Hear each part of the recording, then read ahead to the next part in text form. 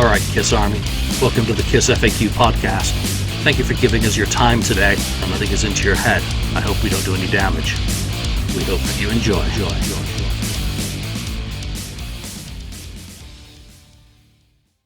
Andrew, you ready for your close-up? Of course.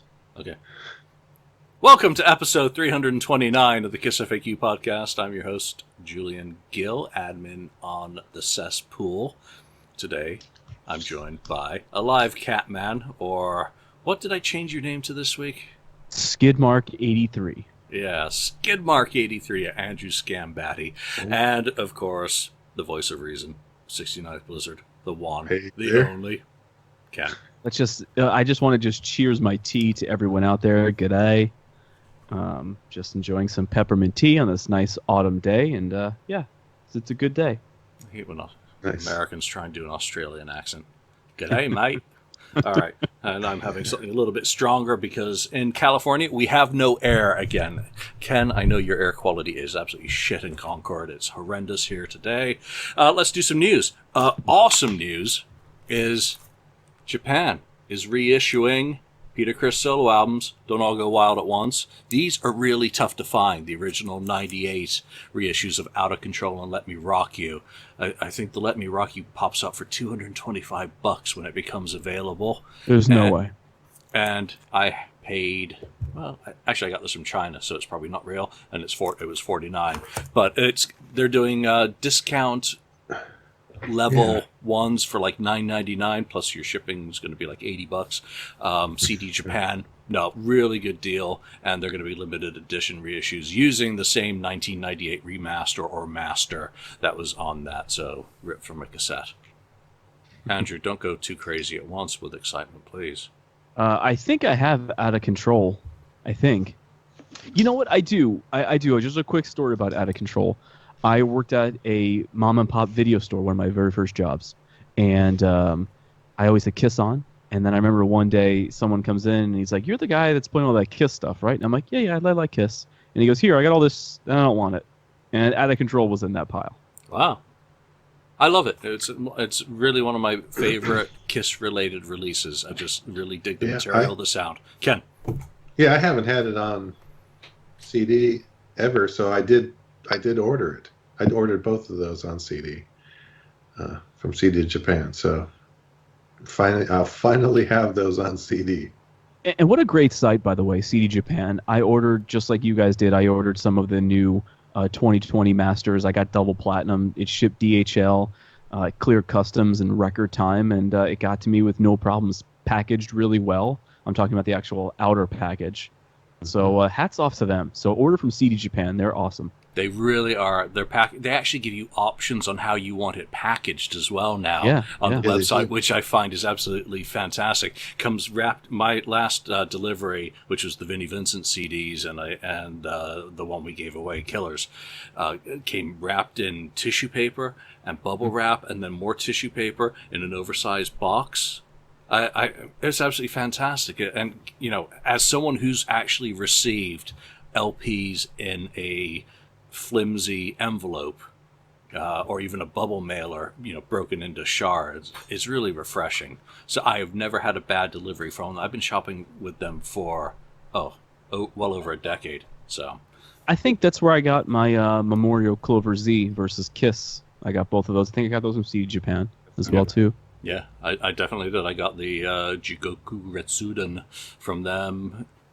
A whole bunch of stuff. All right, what else has anyone bought this week? Because I got one thing in yesterday, and I posted this up on Facebook today. So people who don't do social media, you're smart. And it is an EMI cassette of Kiss Alive very cool. From England. And what I always liked about these, I'll just hold up to the camera, hopefully my background thing doesn't screw things up, is the gold EMI. That was their signature thing in the 70s. And of course, I grew up there. And one of our few cassettes that we had that I took as a child and listened to continuously was the Beatles' Rubber Soul cassette. So I always remember that gold design.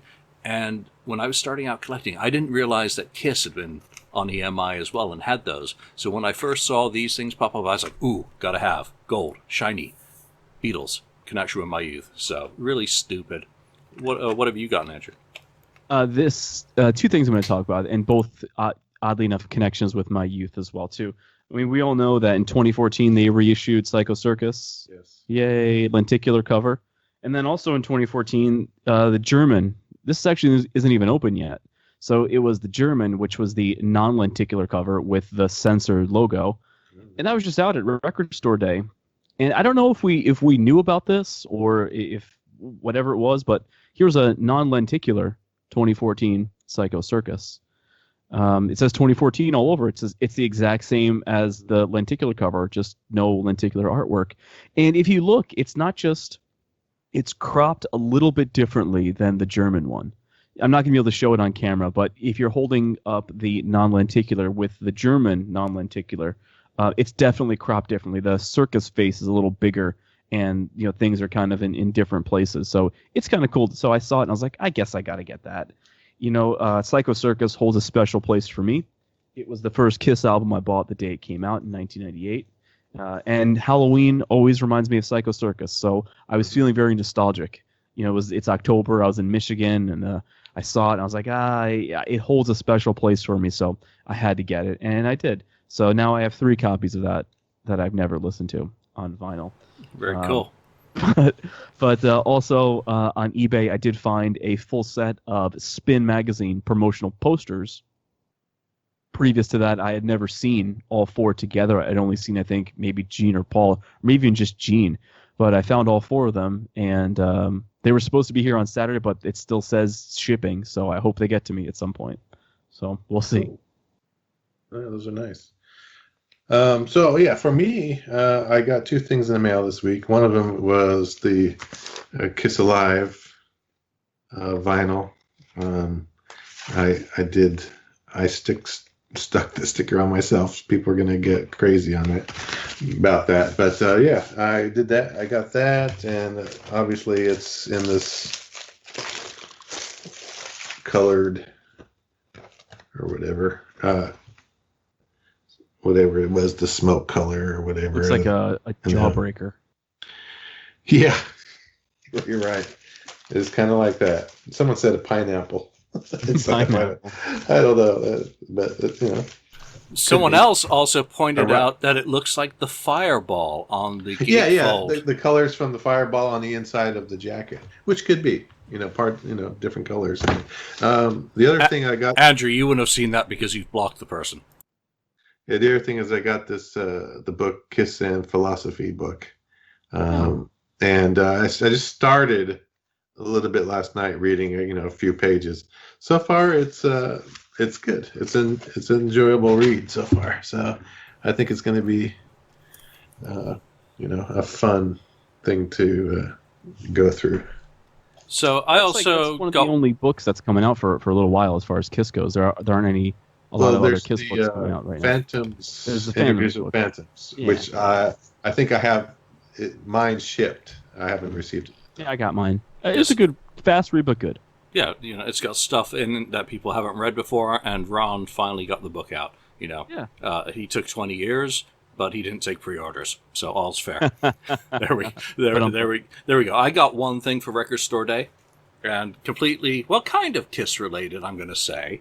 It is, of course, the E1 issue of Sad Wings of Destiny by Judas Priest. And, of course, nice. Rob Halford was on the most recent episode of Three Sides. Recent issue. Issues. But, Priest did at least open for Kiss in 1979. So, tangentially related to Kiss. I got one other thing. Now, we do read the board. Well, I try not to, but I do have to sometimes go to the KissFAQ. Being the admin, can't really shirk that duty. But we did see your post about us doing makeup for the Halloween episode, which technically this is. I would just like to say, I was prepared. I ordered my makeup kit.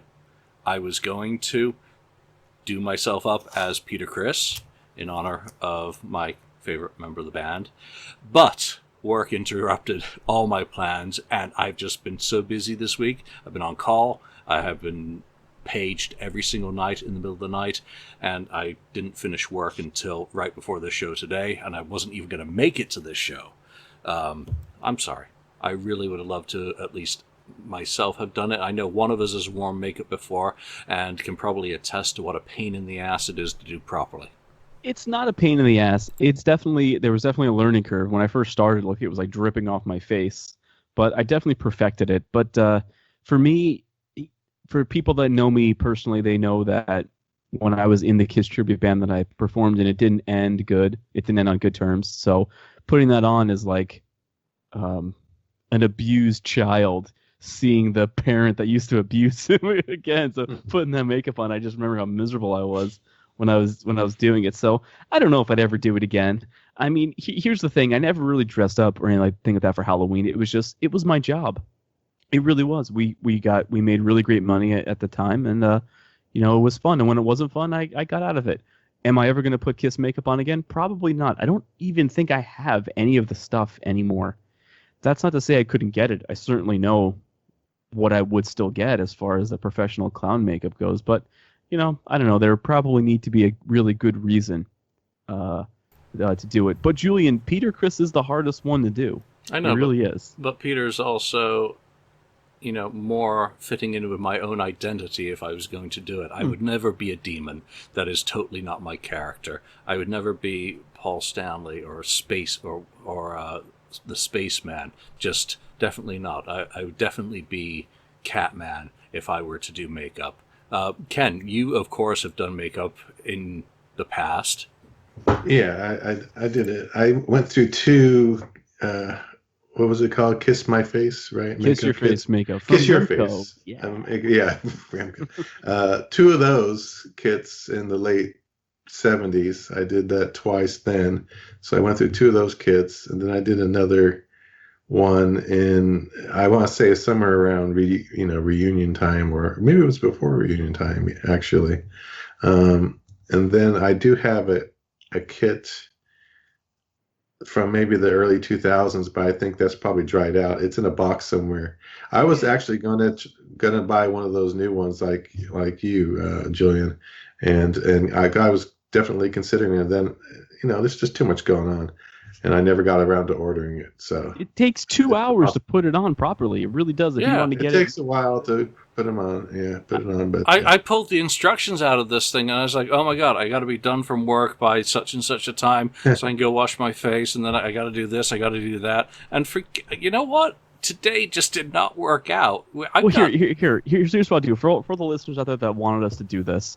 I'll give you. I'll be your Howard Cosell, and I'll give you my play-by-play on how the makeup goes on. Like, if you're ever wondering how Kiss does it, this is one of the ways that Kiss does it, because it's my understanding that each member of Kiss kind of has their different way that they did it. So what I did is I always kind of had oilier skin than the other guys, so I would just take a powder puff with a little bit of baby powder on it, and I would just dab my face with the baby powder to kind of absorb all the natural oils that are on my face.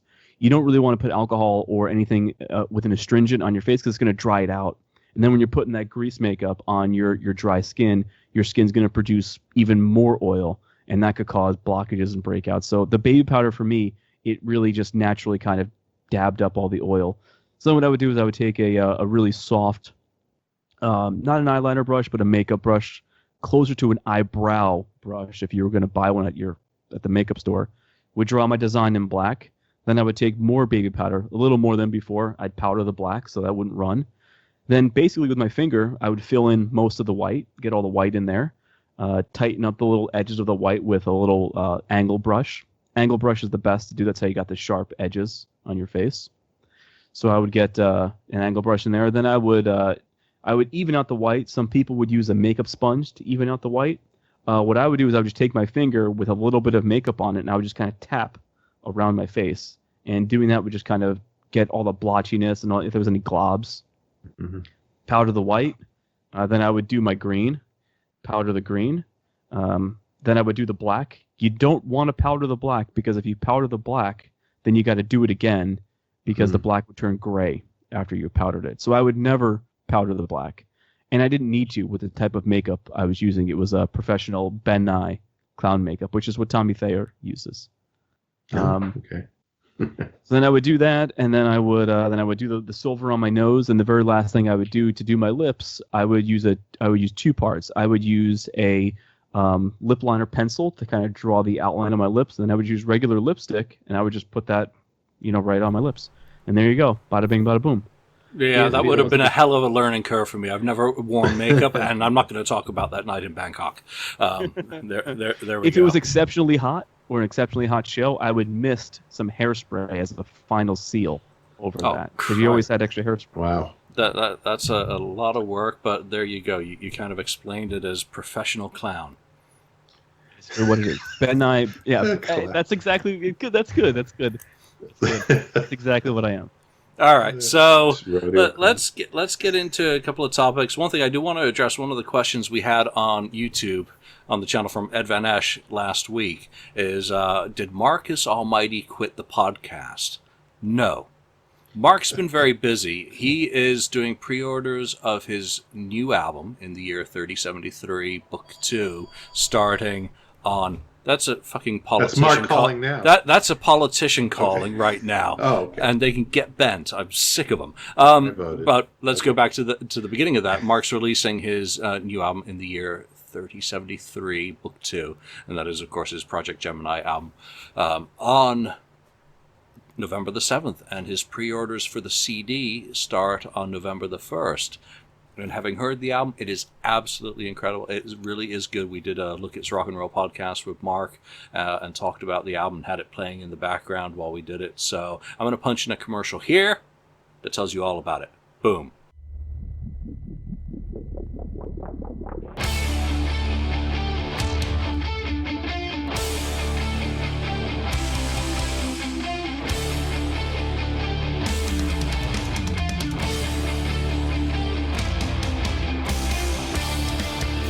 The new Project Gemini album in the year 3073, Book 2,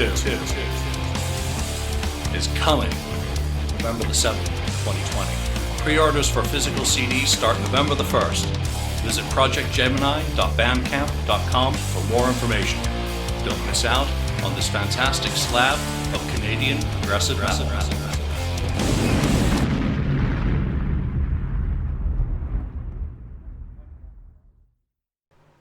All right, and we're back. What a cool guy! I really like Marcus. He's I always enjoy his projects. He's got projects. It's Project Gemini. He's got a lot of passion, and he's good at what he does. So listen, go support him and go listen to his music. It's really good. Yeah, now this episode is dropping around Halloween time, so I want to do something kind of special since I've seen on Facebook. Of course, Ron got his book out. Conversations with Phantoms, and people have been posting certain memorabilia from that era because Kiss Meets the Phantom of the Park did make so many people a fan. So we're going to do a giveaway this week, and we are going to give away a copy of... Ooh, nice. Ooh. It is a used copy, of course, so it is not mint in packaging. It has been scanned. It has been read. We're also going to sweeten that with a Gene Simmons guitar pick because Gene is, of course, the demon, and that goes well with the theme of Halloween and, of course, the Kiss Cruise, which I would have been flying to. I would have already been in Orlando for Kiss Cruise, whatever it is, 10? Yeah, Kiss Cruise X, had the world not gone to shit this year. So stay tuned in because you just never know when I'm going to tell you the details of how you can win this, and it's open to anywhere in the world. We never restrict you because we're cheap bastards when it comes to postage. But today's, because I've been busy and I've done zero prep for the show, we're just going to dig into some board topics, some random conversation. Halloween memories. Andrew, you've recently rewatched a cut of MTV Unplugged. I haven't watched it yet. I haven't watched it yet. Oh, you've only got it. Yeah. But I have it. And one of my good friends out of Buffalo, Joe Teresi, I guess he just so happened to tape the original airing of MTV Unplugged, Halloween 95. So it's got the commercials from 95. So this Halloween, since there's not going to be too many parties or whatever going on, I'm going to just sit home, probably get my favorite Chinese food, and watch an original airing of MTV Unplugged from 95. So, but before we do that, let's drop in a commercial for Kiss MTV Unplugged that was on in '95. So let's take a look at that now. From MTV Music Television. It's Halloween, and that means MTV is even scarier than usual. Spend the day here, watching your favorite shows hosted by your favorite fiends, with special Halloween tricks and treats all day long. And when darkness falls, the MTV premiere of Kiss Unplugged, followed by a never-before-seen Beavis and Butthead Halloween adventure. Halloween on MTV, where strange costumes and freakish behavior are a way of life. But yeah, I mean, for me, I know it's very, been very, very, very overplayed, and everybody says Kiss is Halloween. But yeah, I really do think it is. There's so many cool things that happen with Kiss and Halloween. There's obviously MTV Unplugged, that was that aired for the very first time, taped in August, but then aired on Halloween. Then you have the big Dodger Stadium Psycho Circus tour starting on Fox, where Kiss was on Mad TV and Millennium and all that stuff. And, you know, just Halloween and Kiss is always very much synonymous, especially with Kiss Meets the Phantom airing October 28th, 1978. So, you know, it's something cool. So probably what I'll do on Halloween is I'm probably going to watch that airing of MTV Unplugged, and then I'm going to turn on Kiss Meets the Phantom right after that. Nice. How cool. So that leads me into my first question, and you can come back and answer it after I talk to Ken. But what is your favorite Kiss Halloween memory? When you think of Halloween, what is the thing that resonates the most with you, Ken? And you've been there through thick and thin, except for did you see Paul Lynde live? No, I didn't. But what's funny about that Paul Lynde thing, because I was thinking about it actually just this last week, with this, Halloween coming up, and I was thinking, I thought, why didn't I watch the Paul Lynde Halloween special? Because I was a Paul Lynde fan. I liked Paul Lynde, and I liked the guests that he had on that on the show. The witches, the two witches even, and I thought, I said, there's no way I would have missed that. I must have watched something else. So I went back I searched and found a TV guide for that night, the airings that happened on that night.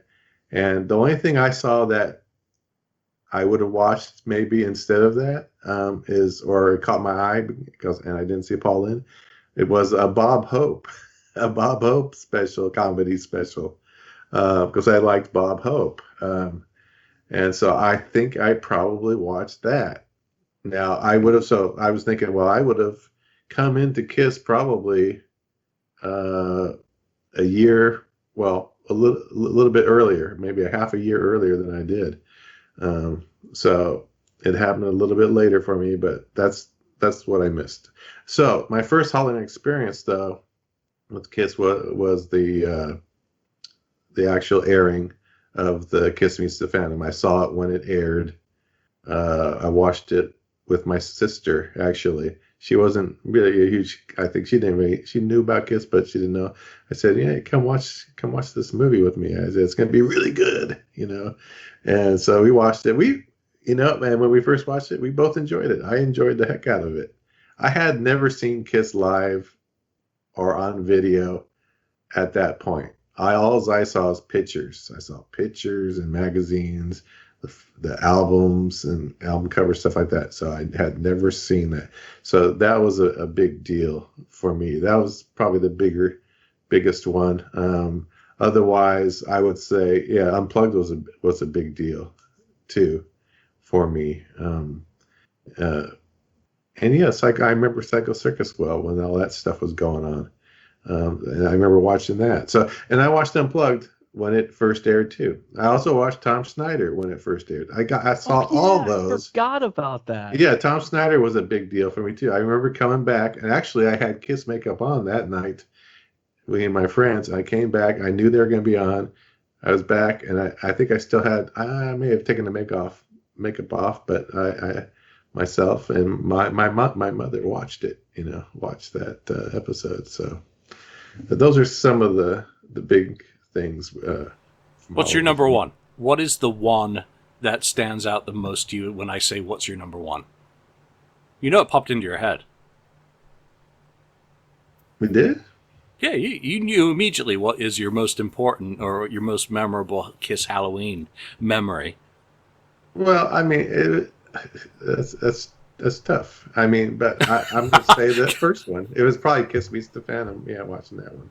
Yeah. Because that was the really first thing after starting to get into them. And just, just before that, or around the same time, right? I bought the solo albums, So that was all kind of in the same thing. It was kind of a lot of Kiss hype going on right then. Yeah, that's so cool how it so permeates our lives that it takes us back. I mean, for me, I was in England, and I wasn't a Kiss fan, so nothing in the 70s matters. My number one Kiss Halloween memory is Dodger Stadium. I was there. Oh, yeah. And all the excitement around that. Here's the new album was coming out, and there was so much hope. There was so much expectation. But then to have what was for me my first Kiss show in a stadium, albeit Dodger Stadium. Was it cool? Or do you watch the Dodger Stadium on Kissology Volume 3 often? Do you use that to kind of remember the show, or what are your thoughts on that? Totally. Even with the bad Peter angle, I watched that. I watched the rehearsal video.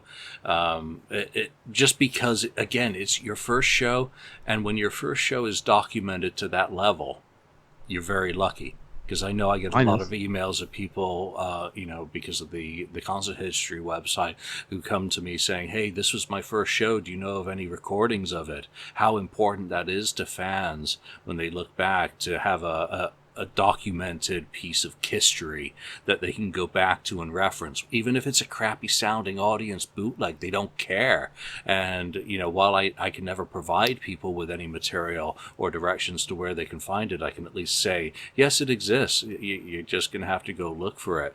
But mine is on Kissology, so I'm very lucky. I mean, I know I've got some friends on Facebook who, were at shows in the 70s that are on there. So just how special it is as a Kiss fan to have your favorite memory, for any particular period of your personal history is so cool. Andrew. Do you think... Sorry, Ken. I was going to say, yeah, what's all right. I said, do you think that there will be a new memory this Halloween? Well, not this Halloween, but around Halloween.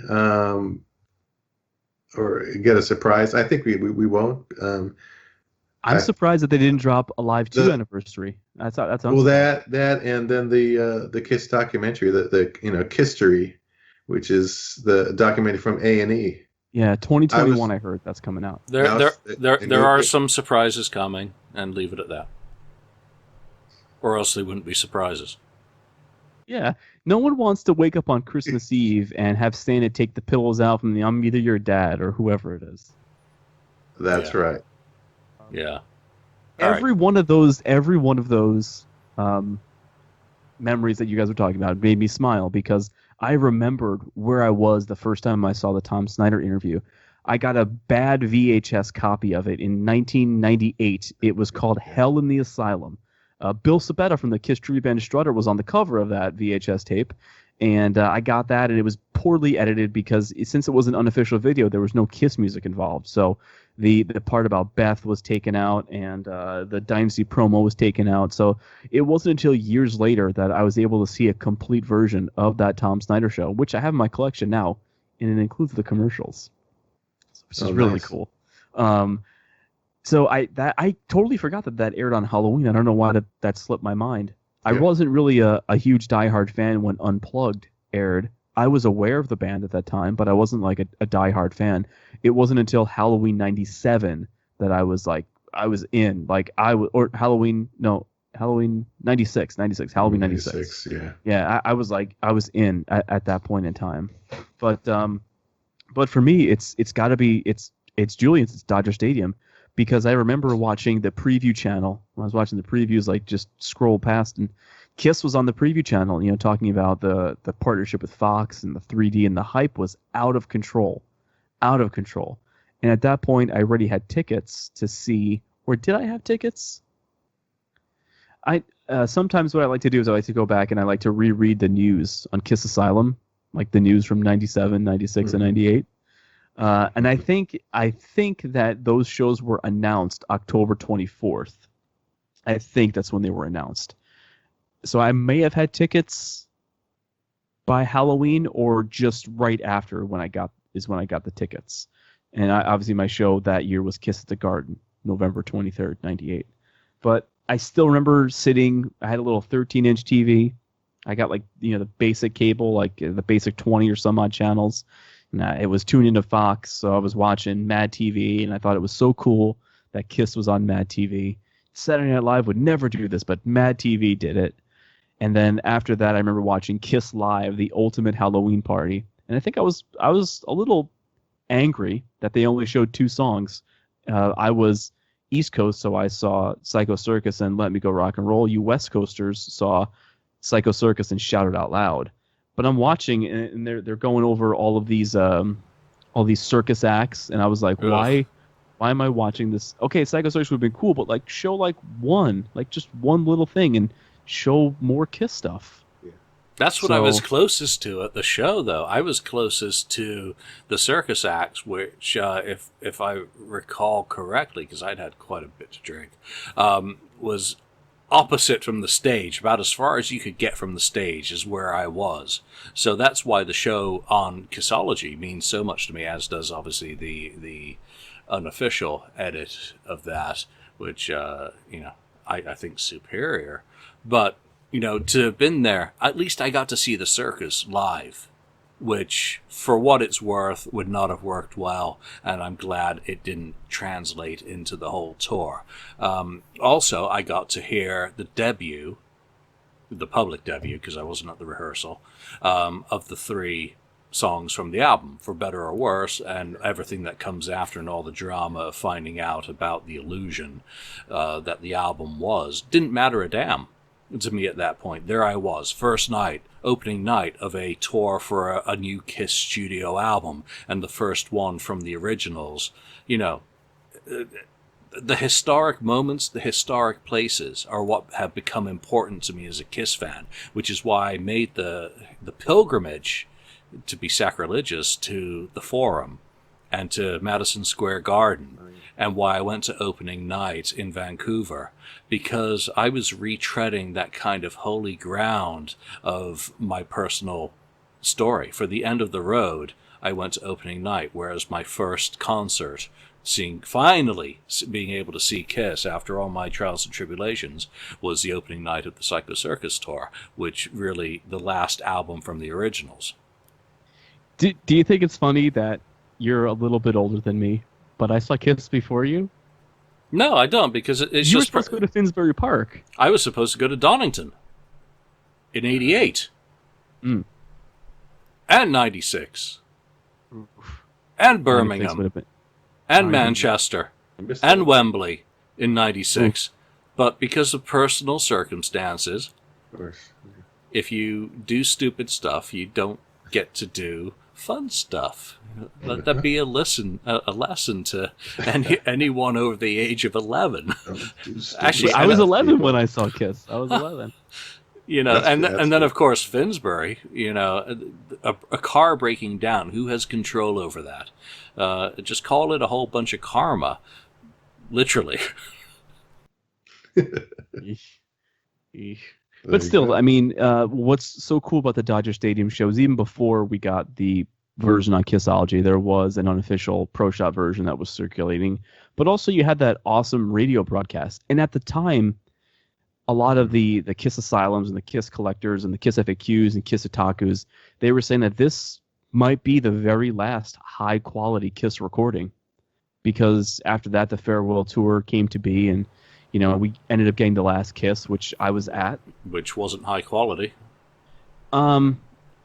The Japanese version was. No, in terms of performance, trying to compare East Rutherford, either of the soundboards from that, with the performance on Psycho Circus, there was still a glimmer of hope within that band. I agree. There was still a spark, an ember smoldering in the tinder. It hadn't completely died at that point. No, you're right about that. It does. I did go last Friday. I did go on a nice. I love my fall walks. I went on a nice fall walk, and I listened to Dodger Stadium '98, and I was like, "This sounds cool." There's a cool little pre-show interview that some radio disc jockey did, which was cool to listen to. And hearing that show, it sounds cool. It sounds cool. And at the time, Paul's Flying Effect was still new because he only had debuted that in March of '97, so it was only in the last couple of months of the reunion tour. But finally seeing it in Dodger Stadium was cool. It looked like a giant clothesline, and you're like, is he gonna make it out here? You know. But listen, that time I'm always gonna look fondly back on that time.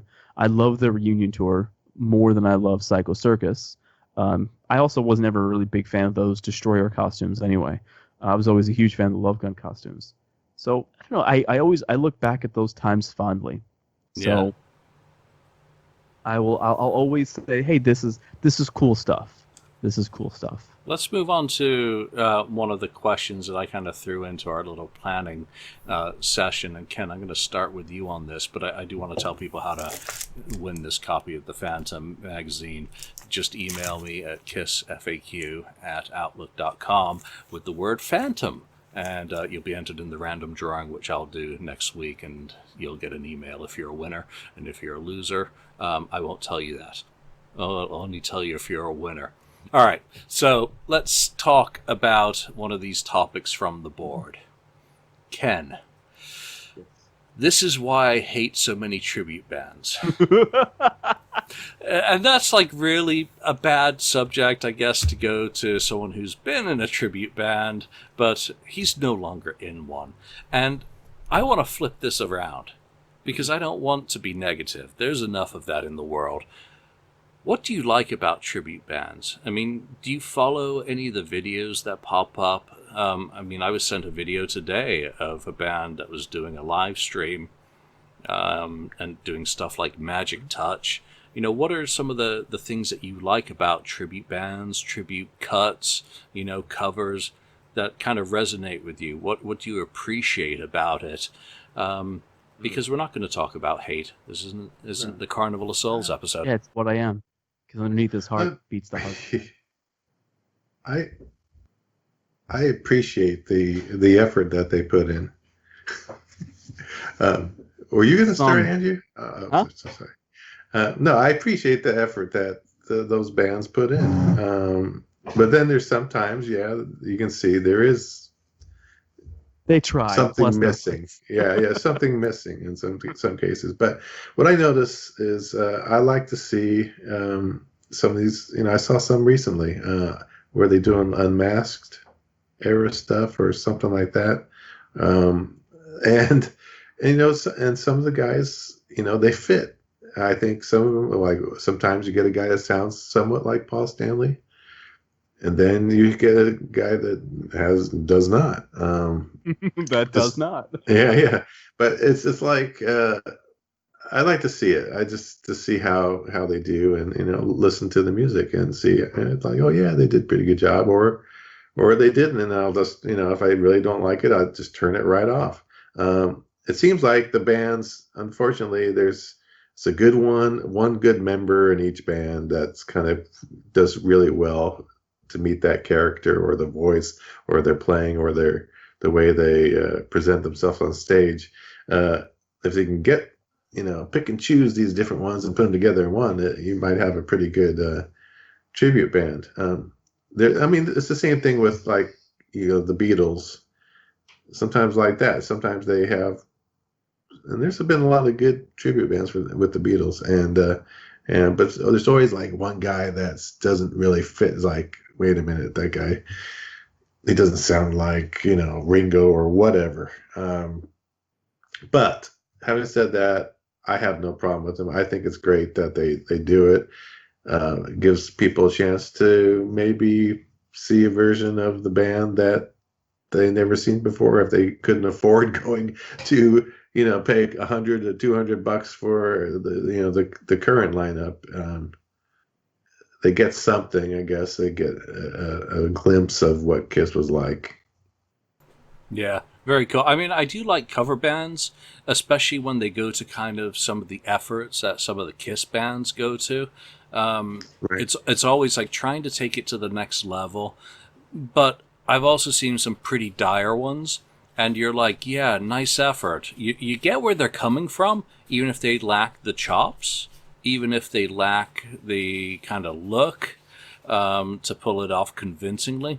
That I always say that someone's actually taken the time to try and do it. So I want to appreciate that. Just, it's not a participation medal, but I think it has to be respected that, number one, it takes a set of cojones to put it out there for people to, number one, bash the fuck out of by doing a post on the FAQ. This is the things I hate about, and that's why I wanted to flip it around, because I wanted to say, hey, you go out there, you may not actually be any good and shouldn't be doing it, but more power to you for having the guts to get up on stage, because I've done that. And I'm not a great guitarist, and I'm an even worse singer. And when you do throw yourself up there as a personal challenge, because that's one of your main fears of performing in public, and that's the only reason I do it, because I like to face my demons every now and then, and you're adding to it makeup, you're adding to it the band that you're going up against.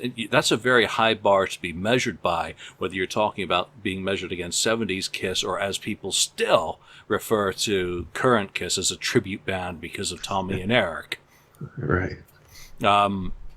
So there are other bands that inspire the same sort of commitment that Kiss do. There's a fantastic ZZ Top tribute band called Beer Drinkers and Hellraisers that I got to see in Santa Rosa, straight down to beards that are real.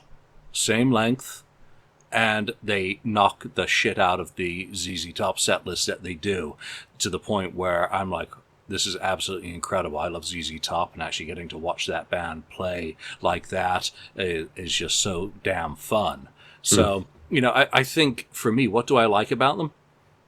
I like that they're actually doing it, that they're inspired enough to do that when other fans are inspired to do book projects or fan video edits. To have a creative outlet.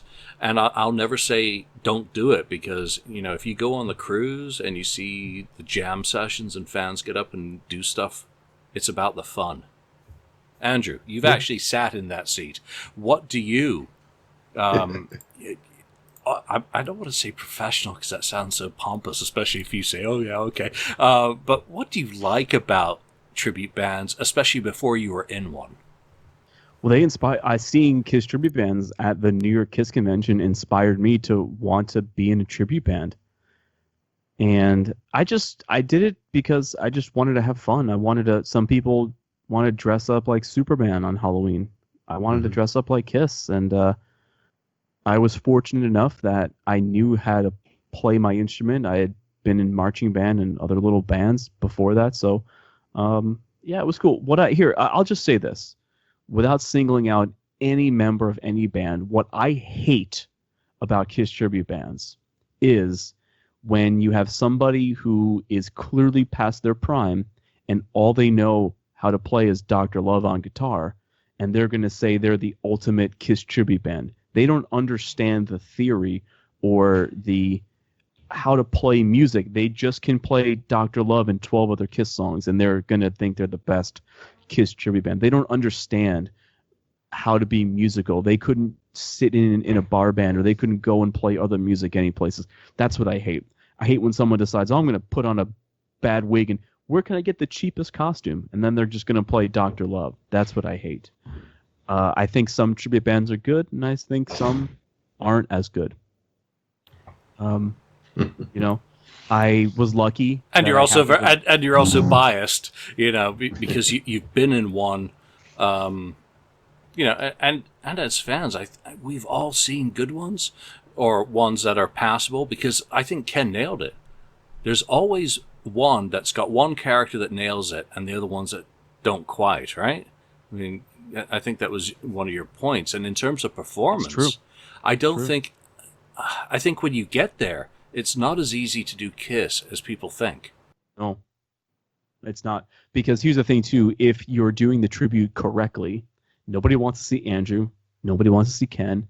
Nobody wants to see Julian. They want to see those iconic characters. They want to see Paul Stanley, Gene Simmons, Peter Criss, and Ace Frehley. That's what they want to see. So leave all of that crap that you think that you saw Tommy Lee do, or you want to play like Mike Portnoy in this part. Leave all that crap outside and just play the parts as you saw them. There's a great, I mean, you could play like Eric Singer, you could play Peter Criss, play like Eric Carr, play like Bruce Kulick, Vinnie Vincent. It doesn't matter. You just do what people remember about Kiss. And I think you can, it's clear when you can see people that put an effort into it. And it's clear when you think people are just going to put on. I mean, listen, I've seen a lot of fat guys in tights. They could barely fit into the costume. No offense to any of those people, but maybe you shouldn't be doing this. You know, I'm certainly not fit enough to go and be an Olympic runner, or I'm not going to be a javelin captain. I'm not going to do it. But that doesn't mean that I think I'm going to go do it and then say I'm the best at it. That's the problem. With me, I got lucky. I look like Peter Criss in the makeup. That has nothing to do with anything. No, you don't. Just put I want you in a Rory Gallagher album, tribute band, but you can't play guitar, can you? Can't play guitar.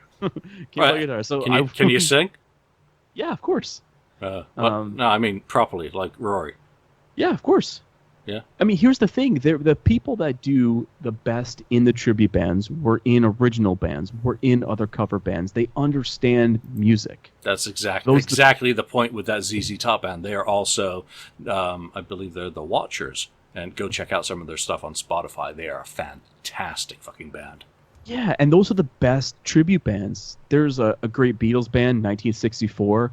Those guys have been in millions of bands, and they have so much experience.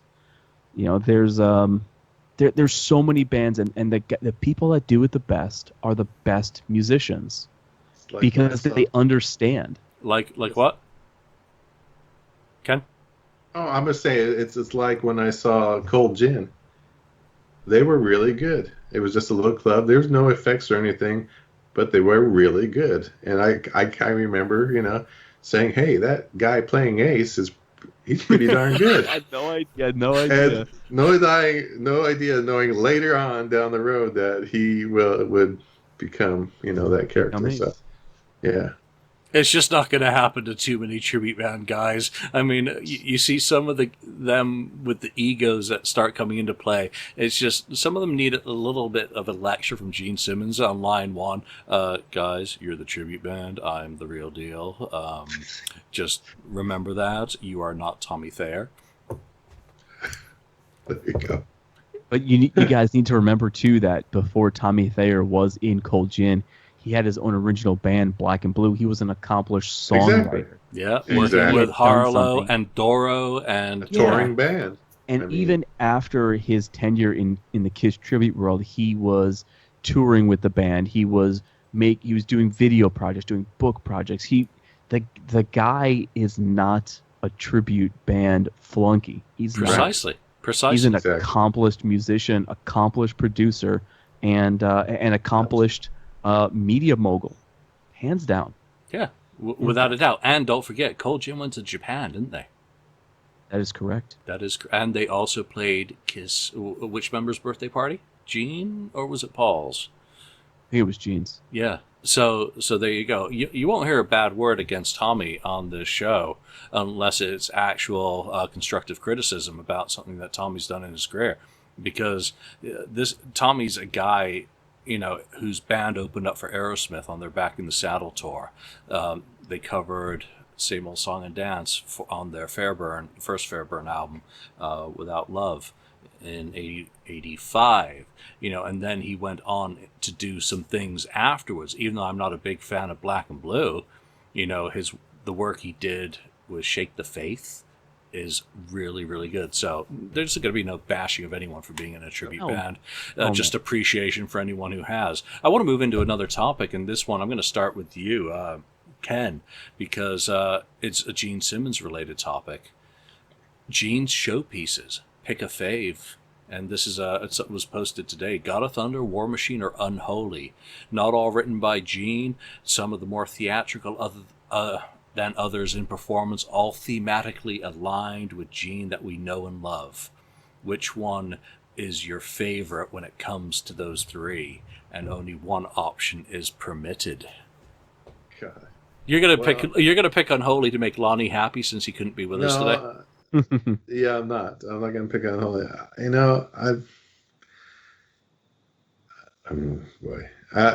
gonna have to say God of Thunder, even though he didn't write it. Though I enjoy listening to War Machine a lot more than I like listening to God of Thunder. I just love War Machine, but God of Thunder is just a perfect fit for Gene, and it's a great moment during the concert when they do that one, and right after doing the spitting blood and so on, and going up. Well, sometimes he flies up, or now it was on now he takes an elevator, a lift. Yeah. So, but still, it's always good. And then the part in the song and live where it has after the solo, the towards the end, the voice effect on there, which is very cool. The phasing. Peter testing his cymbals during the reunion tour. He's at Guitar Center, just testing them all out. Test these out, make sure they work still. So yeah, I mean, God of Thunder. It's just stuck with him, and that's the one. Though again, I just love War Machine. Unholy is good, but I just have to give it to, I guess, God of Thunder, just for it's the perfect fit. Yeah, nice. Andrew, what would be your one pick out of those three? God of Thunder. It's got to be God of Thunder. It always has to be God of Thunder. I think you cheapen the effect and you cheapen the song when you move that. I don't always need the drum solo in God of Thunder, but they tried to do it before Unholy on the Rock the Nation tour. I don't know, felt kind of disjointed. They also had to do a little arrangement extension in the middle of the song, and I'm like, what's this, like Days of Our Lives Unholy? I'm like, what's going on here? So I didn't really like that, and I never really liked the bass solo before War Machine. I know most of the times they did it, Gene wasn't spitting blood, and I know now he spits fire at the end of War Machine, but it's got to be God of Thunder. It's got to be. That's Gene's. It's the best Gene song because it's written by Paul. Yeah. So for me, Unholy, it is not. Again, Rock the Nation tour is one of my constructive criticisms of Tommy, is that I still have not heard Bruce live do Unholy. And that is the difference, that I just didn't feel that he nailed the guitar part, and that ruined the whole song for me, as much as I was excited to hear it live. And again, that's just a personal taste observation. Opinions vary. War Machine, I am so sick of having seen so many shows over the past few years that my opinion is biased currently against that song, as wonderful as it is. So while he didn't write it, he sure as hell owns it. God of Thunder. And it really is the marquee piece, going back to the vast majority of live concerts and shows in the classic makeup era where it makes the most impact. So yeah, I totally agree. All right, that was a good topic. But who posted that? That was The Foolish Thing. Another great name. No idea who you are, but thank you. Skid Mark 83. Yes. Yeah. I want to change that back on your account. The Vinny Bash. If a tree falls in the forest and no one is there, or they've signed a non-disclosure act or agreement, did it happen? Are you hearing anything? I believe he's announced a new one for February. Come on. Who cares at this point? Fuck that. Excuse me. The purpose of being in the entertainment industry is to attract the most amount of people to entertain. If all you're doing is charging $500 a pop to the same 15 people, come on, man. It's time. And it's just like Vinny to be like, I'm going to record it and put out a DVD. Bro, DVD medium is dead. You should either put out a Blu-ray or make it a digital download. Come on, man. Come on. I can't.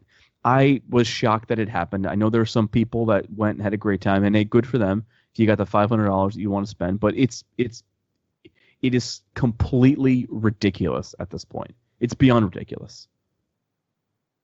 And rant. Scene. All right, so so I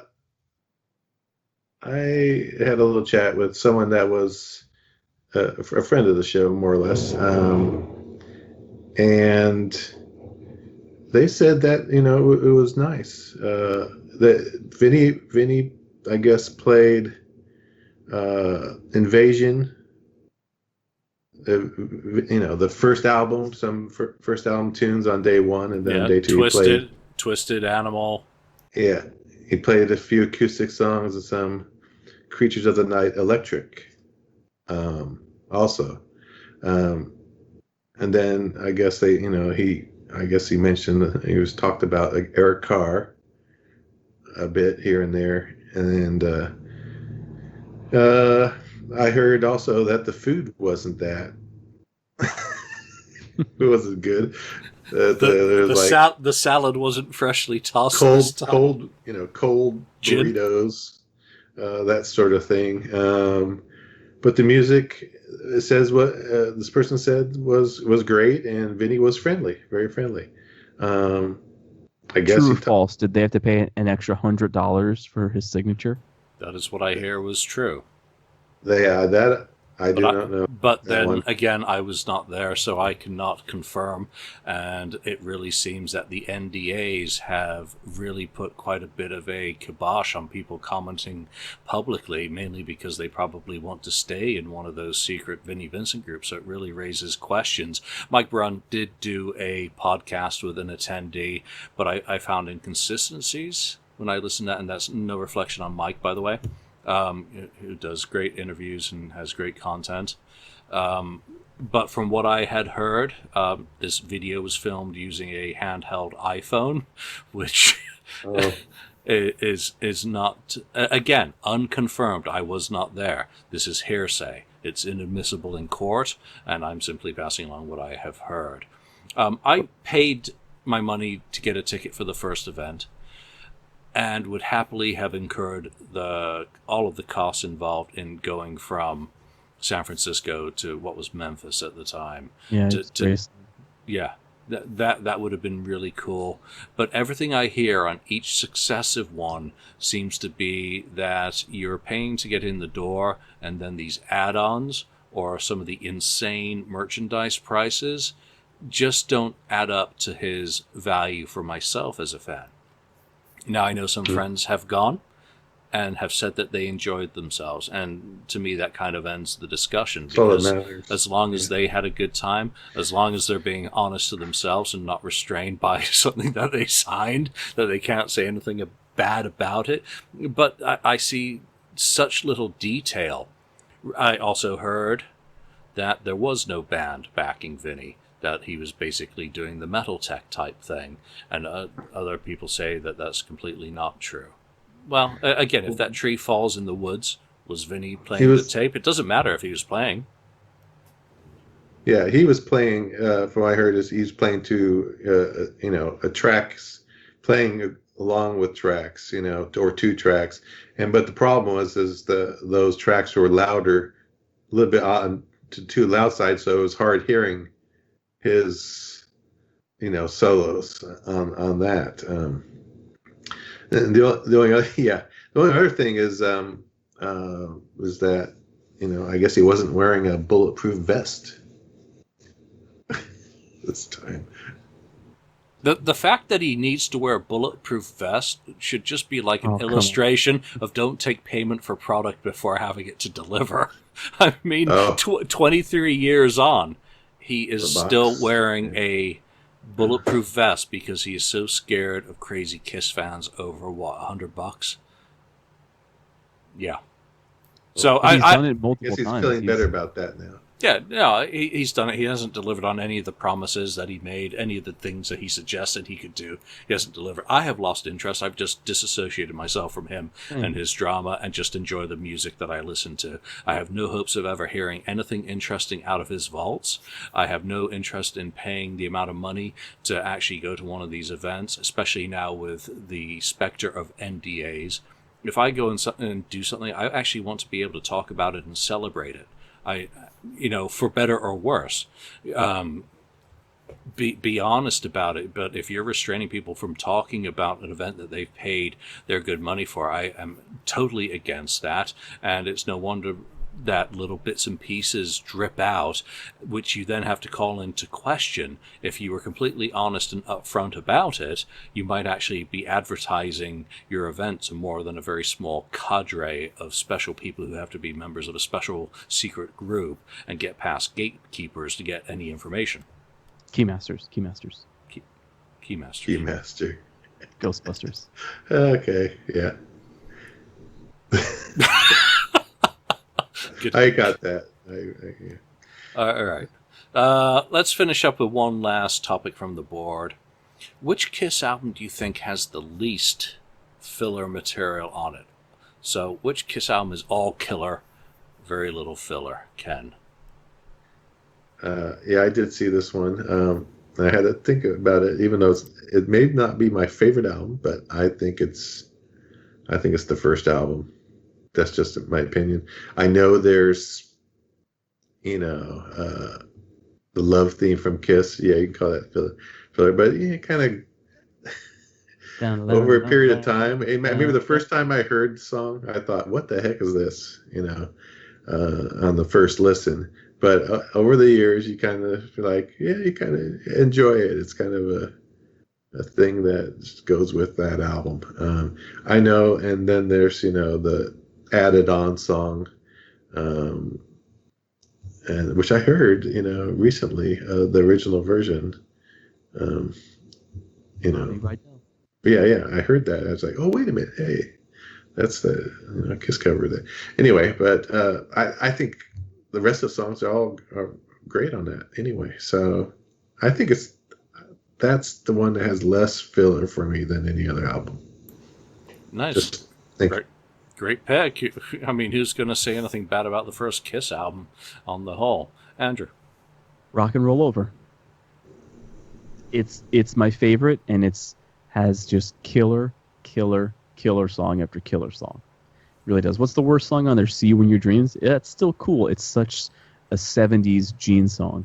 And even though it may not be one that I want to listen to every Tuesday morning when I wake up, but I never skip it when I'm listening to Rock and Roll Over. So yeah, I do agree with Ken. There is not a lot of filler on the first Kiss album, and how can you challenge that, because the band had their entire lives at that point to write the first Kiss record, then 6 months to write the second one. But no, I think for me it's Rock and Roll Over. Yeah, and then 47 years later, look at how much of that first album is still performed. Still. With the exception of Strutter. How dare you not be doing that on End of the Road? Just boggles the mind. I'm in full agreement with Andrew, but I could easily agree with Ken as well. I mean, they're both fantastic albums, each with just very, very strong material, start to finish. I wanted to say Creatures, but then I keep coming back to Keep Me Coming, and it just kills the... There's a couple on there. Yeah, there's a couple that teeter on the brink of fillerdom. But again, it's different for everyone. Rock and Roll Over is just that solid Kiss album, other than Asylum, that I'm happy to go to, that'll take me to a happy place. But you know what?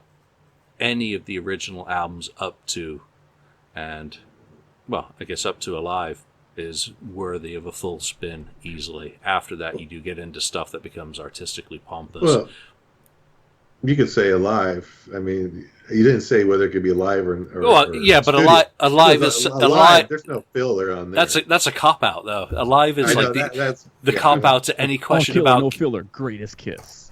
Anything about Kiss answered with that. There you go. There's your answer to every question about Kiss. Just hold up a non-filtered. There we go. All right. Any final thoughts? Remember, I told you during the show what to email to me in order to be entered into the drawing for that. But I actually put a scan up of this. It's on the FAQ scan part of the website, and it's been up there for 10 years now. I put it up in September 2010.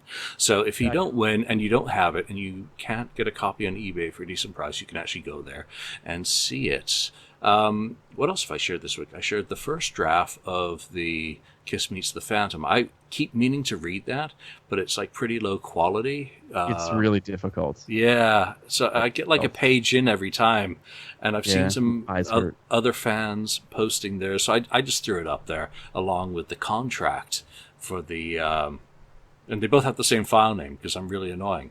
Because I put them into different folders and it just automatically starts doing it. So that's up on the FAQ. You can actually go and find the PDFs of that. But if you have a better copy, let us know because I love an upgrade. Yeah, I upgrade audio. I upgrade photocopies too. So would love to have that. All right, that's it for this week. Lonnie, we missed you. Hopefully next week we can get you. And hopefully next week I'm not able to mock you for your support of a certain team. But for now, from Andrew, from Ken and myself, thanks for joining us, and we'll see you next time on the KissFAQ Podcast. What? What are you going to say? Nothing. So that's going to be our outro's going to be a high-pitched squeak. Thank you for spending time listening to the KissFAQ Podcast today. All sales are final. There are no refunds. If you'd like, look us up on Facebook or come over to the KissFAQ message board and discuss the topic we've broadcast today. Don't forget to rate us on iTunes, Spreaker, or wherever you've listened to the show. We hope you'll join us again.